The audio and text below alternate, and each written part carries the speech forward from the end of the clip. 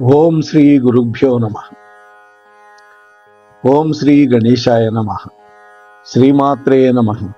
శివాయ గురవే నమ. శ్రీకృష్ణ పరబ్రహ్మణే నమ. శ్రీరామాయ నమ.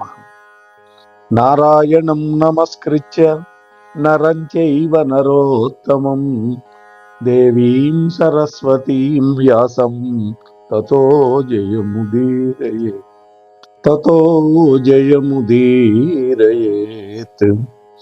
సచ్చిదానందరూపాయ విశ్వోత్పత్యాదిహేతవే తాపత్రయ వినాశాయ శ్రీకృష్ణాయ వయం నమః. ప్రియ భగవద్బంధువులారా, మన మోహనవాణి పాడ్కాస్ట్ తెలుగు ఛానల్ ద్వారా ఈ వీడియోని వీక్షిస్తూ ఉన్నటువంటి భక్తామ తల్లులకు తండ్రులకు మునుముందుగా నా యొక్క నమస్కారాలు. ఈ రోజున ఒక గొప్ప విషయాన్ని మీతో ప్రతిపాదించే ప్రయత్నం చేస్తాం. కౌరవులు పాండవులు ఇద్దరూ కలిపి 18 అక్షౌహిణీల సైన్యం. వాళ్ళందరూ కురుక్షేత్రానికి వెళ్ళి అక్కడే ఎందుకు యుద్ధం చేశారు? కురుక్షేత్ర భూమిని వాళ్ళ యొక్క రణరంగానికి ఎందుకని ఉపయోగించుకున్నారు?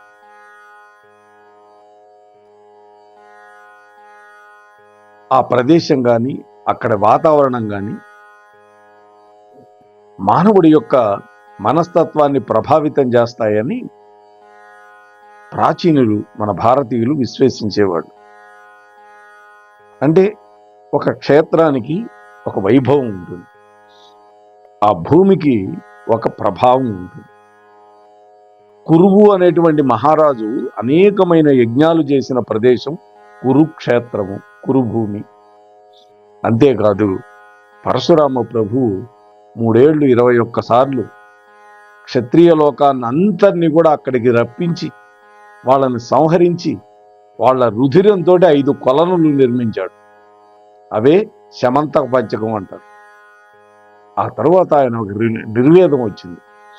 అయ్యో, ఎంత ఘోర కృత్యం చేశాను బ్రాహ్మణుండై ఉండి అని మళ్ళీ దేవతలను ప్రార్థిస్తే వాళ్ళు ఆ మహాత్ముడి యొక్క తపస్సుకు మెచ్చుకొని ఆ రుధిరం నిండినటువంటి ఆ యొక్క సరస్సులని గొప్ప తీర్థ క్షేత్రాలుగా మార్చేశారు.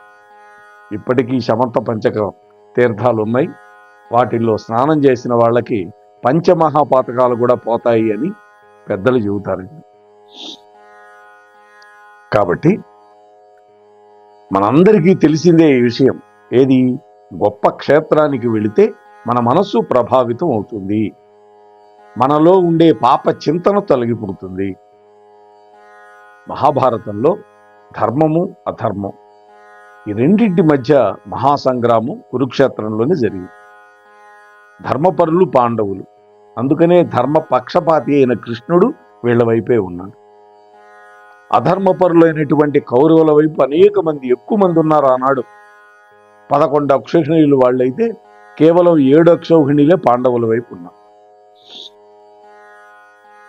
అయితే ఆ ఇద్దరు కూడా యుద్ధం కోసం కురుక్షేత్ర భూమిని ఎంచుకున్నారు. ఎందుకో ఇప్పుడు మనం తెలుసుకుందాం. ఈ మహాభారత యుద్ధానికి కురుక్షేత్రాన్ని ఎంచుకోవాలి అనేటువంటి నిర్ణయం చేసింది శ్రీకృష్ణ భగవాను, జగద్గురువైన. ఎందుకంటే అక్కడ మరణించినటువంటి క్షత్రియుడు పునరావృత్తి రహితమైనటువంటి శాశ్వతమైనటువంటి కైవల్యాన్ని పొందుతారు అనేది భగవానుడికి తెలుసు. కాబట్టి అక్కడ సంహరింపబడినటువంటి 18 అక్షౌహిణీల సైన్యం అంతా కూడా ఊర్ధ్వలోకాలకి, మళ్లీ తిరిగి రాని లోకాలకి వెళ్ళాలి అని భావించాడు. అందుకని కృష్ణ భగవానుడు కురుక్షేత్ర ప్రాంతాన్ని ఎంపిక చేశాడు. ఆ నిర్ణయం వెనకాల ఒక అద్భుతమైన కథ ఉందండి. మహాభారత యుద్ధాన్ని నివారించడం అసాధ్యము అని స్పష్టమైంది కృష్ణ పరమాత్మకి. వాస్తవానికి కృష్ణ పరమాత్మ యొక్క ప్రణాళిక ప్రకారమే ఇదంతా జరిగింది.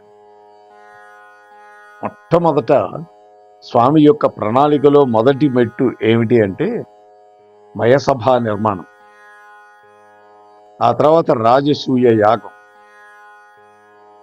ఈ రెండు మెట్లు. ఈ రాజసూయ యాగంలో ధర్మరాజు యొక్క వైభవాన్ని చూసినటువంటి దుర్యోధనుడికి విపరీతమైనటువంటి కచ్చ, మాత్సర్యం, ద్వేషం బయలుదేరింది. అందుకని మాయాద్యూతం. ఆ మాయాద్యూతం ద్వారా 12 ఏళ్ల అరణ్యవాసం, 1 ఏడాది అజ్ఞాతవాసం. ఆ తర్వాత ఇస్తారు అని చెప్పి ధర్మరాజు ఆశపడ్డాడు రాజ్యం. కానీ భోగించటానికి అలవాటు పడిపోయినటువంటి వాడు, దురభిమానం కలిగినటువంటి దుర్యోధనుడు ఒక వాడి అయిన సూది మనం మోపినంత ప్రదేశం కూడా నేను ఇవ్వను అని తేల్చి చెప్పాడు. కృష్ణ పరమాత్మ అంతటి వాడు కురుసభకి రాయబారిగా వెళితే పరమాత్మకు స్పష్టమైపోయింది, ఆ యుద్ధానికి అనువైన భూమిని ఎంపిక చేసే బాధ్యత కృష్ణ పరమాత్మ మీదే పడింది. పరమాత్మ కోరుకున్నది సాధారణమైనటువంటి యుద్ధ భూమి కాదండి. గత చరిత్రలో భయానక సంఘటనలు, క్రూరత్వము, ద్వేషము నిండినటువంటి భూమి కోసం ఆయన వెతికాడు. దీనికి కారణం కూడా ఉందండి. యుద్ధ భూమిలో కౌరవులు, పాండవులు తమ బంధువులు ఒకరి చేతిలో ఒకళ్ళు మరణించడం చూసి చిట్ట చివరి క్షణంలో సంధి చేసుకునే అవకాశం ఉన్నది అని కృష్ణుడు భావించాడు పాపం. ఎందుకంటే ఈ యుద్ధం పరాయి వాళ్ళ మధ్య కాదు కదా జరిగింది, అన్నదమ్ముల బిడ్డల మధ్యేగా. సొంత అన్నదమ్ముల బిడ్డలు, గురు శిష్యులు, బంధువులు, మేనమామలు, ఇలా కుటుంబ సభ్యుల మధ్య జరగబోయే మహాసంగ్రామం. అందువల్ల యోధుల యొక్క హృదయాల్లో పరస్పర కాఠిన్యం, కోపం, ద్వేషం అత్యున్నత స్థాయిలో ఉండేలా చేసేటటువంటి చరిత్ర కలిగినటువంటి ప్రదేశాన్ని ఎంపిక చెయ్యాలి అని సంకల్పించాడు పరమాత్మ. ఎందుకంటే వాళ్ళల్లో ఇక సంధి అనేటువంటి ప్రస్తావన రాకూడదు, అందరూ యుద్ధంలో సమిధలైపోవాలి. ఎందుకని? భూమి యొక్క భారాన్ని తగ్గించటానికి వచ్చినవాడు కృష్ణ పరమాత్మ. ఈ ఆలోచనతోటి శ్రీకృష్ణుడు అనేక దూతల్ని పంపించాడు అన్ని దిక్కులకి. యుద్ధానికి తగిన భయానకమైన చరిత్ర కలిగినటువంటి భూమిని వెతకమని ఆదేశించాడు. కొంతకాలానికి తిరిగి వచ్చినటువంటి ఒక దూత అత్యంత ఆశ్చర్యకరమైన సంఘటన చెప్పాడు. స్వామి, ఒక గ్రామంలో పెద్దన్న తన తమ్ముడితోటి పొలంలోని గట్టును దాటి ప్రవహిస్తున్నటువంటి వర్షపు నీటిని అడ్డుకోమని చెప్పాడు. అందుకు తమ్ముడు అన్నాడు, అన్నయ్య, మీరెందుకు ఆపరు? నేనేం మీ బానిసను కాదు కదా అంటూ ఎదురు సమాధానం చెప్పాడు. కలియుగంలో అయితే సర్వసాధారణం ఇది. కానీ ద్వాపర యుగం నాటికి అన్న మాట తమ్ముడు జవదాటి ఎనగడు, అటువంటి పరిస్థితి అన్నాడు. అలాంటిది తమ్ముడు వ్యతిరేకించాడు, అన్నయ్య మాట వినలా. తమ్ముడు మాటలు విన్నటువంటి పెద్దన్న గారికి తీవ్రమైన ఆగ్రహం వచ్చింది. కోపావేశంలో తన చేతిలో ఉన్నటువంటి ఒక వ్యవసాయ పనిముట్టుతోటి తమ్ముడిని అక్కడికక్కడే చంపేశాడు. అంతటితో ఆగల. తమ్ముడి యొక్క మృతదేహాన్ని ఈడ్చుకుంటూ పొలం గట్టు దగ్గరకు తీసుకువెళ్ళాడు. ఆ శవాన్ని కాలితో తొక్కి ప్రవహిస్తున్నటువంటి నీటికి అడ్డం వేశాడు. గండి పడింది కదా, ఆ గండికి అడ్డం వేశాడు. ఈ భయంకరమైన ఘటన విన్నటువంటి శ్రీకృష్ణుడు వెంటనే అన్నదమ్ముల మధ్య ఇంతటి క్రూరత్వం చోటు చేసుకున్నటువంటి ఈ భూమే అన్నదమ్ముల మధ్య జరిగే మహాయుద్ధానికి అత్యంత అనుకూలమైన ప్రదేశం అని నిర్ణయించుకున్నాడు. ఆ భూమి మరేదో కాదు, కురుక్షేత్రం. అదే భూమి మీద మహాభారత మహాసంగ్రామం 18 రోజుల పాటు జరిగింది. అనేక మంది మహావీరులు, మహారథులు, అతిరథులు తమ ప్రాణాలను అర్పించినటువంటి పవిత్ర క్షేత్రంగా ఈ కురుక్షేత్రం చరిత్రలో నిలబడిపోయింది. ఈ మహాభారత గాథ మనకు ఒక గొప్ప సందేశాన్ని ఇస్తున్నదండి. గమనిస్తే శుభమైన అశుభమైన మన ఆలోచనలు, మన కర్మలు, వాటి సంస్కారాలు ఒక భూమిలోనూ ఒక ప్రదేశంలోనూ చాలా కాలం వరకు నిలిచి ఉంటాయి. అందుకే స్థలము, వాతావరణము, అక్కడి చరిత్ర మానవుల యొక్క మనస్తత్వం మీద చెరపరాని ముద్ర వేస్తుంది అని ఈ కథ మనకు తెలియజేస్తుంది. మొదట్లో మనం చెప్పుకున్నాం, ఈ భూమి పవిత్రమైంది. కురు అనేటువంటి మహారాజు అనేక యజ్ఞాలు చేసినటువంటి పవిత్ర భూమి. అలాగే పరశురామ ప్రభు 21 సార్లు క్షత్రియ కులాన్ని సంహరించి 5 మడుగులు నింపినటువంటి ప్రదేశం. ఇన్ని ప్రాముఖ్యతలు ఉన్నాయి ఈ ప్రదేశానికి. దానికి తోడు ఈ అన్నదమ్ముల మధ్య జరిగినటువంటి ఘటన కూడా ఒక ఉదాహరణగా తీసుకొని కృష్ణ పరమాత్మ అక్కడే యుద్ధాన్ని జరిగేటట్టుగా నిర్ణయం చేశాడు. కర్ణుడు కూడా చిట్ట చివర ఒక మాట అడిగాడు కృష్ణుణ్ణి, కృష్ణ, క్షత్రియుడు అనేటువంటి వాడు మంచానబడి తీసుకొని చనిపోవటం అనేది ధర్మం కాదు.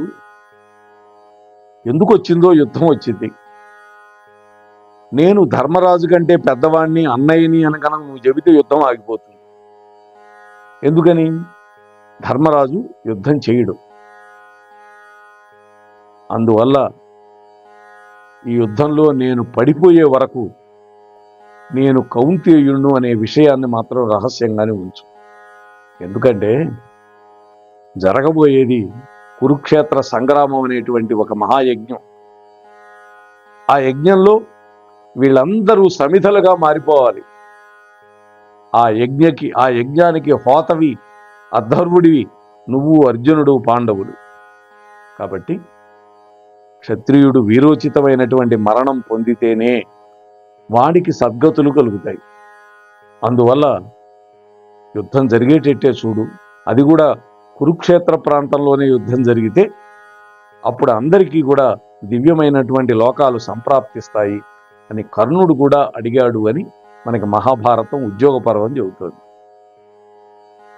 కాబట్టి జీవితంలో ఒక్కసారైనా సరే కురుక్షేత్ర భూమిని మనం కూడా దర్శించాలి. ఎందుకంటే పరమ పవిత్రమైన భూమి. దానికంటే పైకి వెళితే ఉత్తర కురు భూములు ఉంటాయి. అవి మానవులు వెళ్ళగలిగినటువంటి ప్రదేశాలు కావండి. వాటిని ఉత్తర కురు భూములు అని పిలుస్తారు. కాబట్టి ఈ కురుక్షేత్రం అనేది అంత గొప్పది ప్రదేశం. ఎన్నో యజ్ఞాలు చేసినటువంటి ప్రదేశం. అటువంటి ప్రదేశం ఢిల్లీకి దగ్గరలోనే ఉంటుంది. ఈసారి వెళ్ళినప్పుడు మేము కూడా ఇంతవరకు చూడలేదు. మరి ఆ శమంత పంచకం ఇవన్నీ చూడాలని నాకు కూడా ఉన్నది. మరి ఆ కృష్ణ పరమాత్మ యొక్క దివ్యానుగ్రహం మళ్ళీ ఎప్పుడు కలుగుతుందో చెప్పలేను. అలా కలిగిన నాడు తప్పకుండా దర్శించే ప్రయత్నం చేస్తాను. స్వస్తి సర్వేషాం. మన కార్యక్రమాన్ని నచ్చితే ఒక లైక్ చేయండి, కామెంట్ చేయండి, 10 మందికి షేర్ చేయండి. అలాగే ఇప్పటివరకు మన ఛానల్కి ఎవరైతే సబ్స్క్రైబ్ చేసుకోలేదో తప్పకుండా సబ్స్క్రైబ్ చేసుకుని ఆ పక్కనుండే బెల్ బటన్ని మ్రోగించండి.